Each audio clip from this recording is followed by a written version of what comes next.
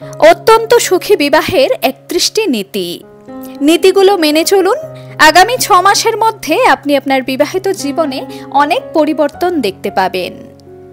১. প্রতিদিন কথা বলুন। হাজার ব্যস্ততার মাঝেও নিজেদের মনের কথা খুলে বলার জন্য একটা সময় হাতে অবশ্যই রাখুন। ২. একে অপরের কথা শুনুন ও শুধু শোনা নয়, বোঝারও চেষ্টা করুন। ৩. বিয়ের বয়স যাই হোক না কেন, সুযোগ পেলেই তোমাকে ভালোবাসি এই কথাটা একে অপরকে বলুন। ৪. একসাথে বসে কোনো মজার ঘটনার কথা মনে করে কিংবা একটা মজার সিনেমা দেখে হাসুন। ৫. রাগ মিটমাট না করে ঘুমোতে যাবেন না। ৬. রাগের মুহূর্তে মুখের ভাষার উপর নিয়ন্ত্রণ রাখুন। ৭. ভুল করলে ইগো না রেখে ক্ষমা চেয়ে নিন। ৮.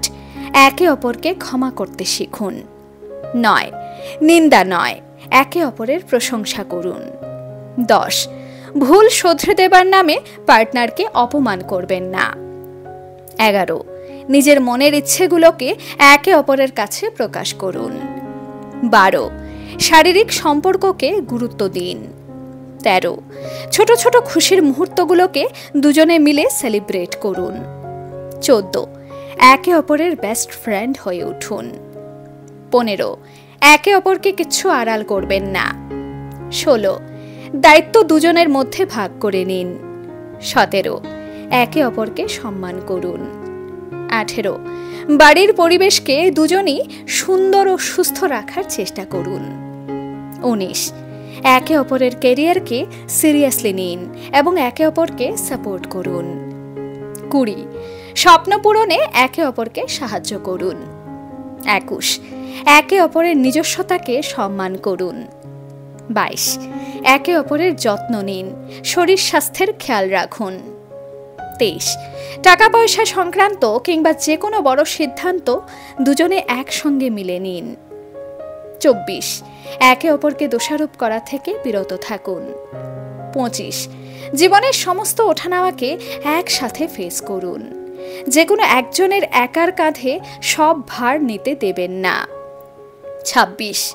ঝগড়ায় নয়, ঝগড়ার কারণগুলোর উপর মনোযোগী হন এবং এর সমাধান করার চেষ্টা করুন।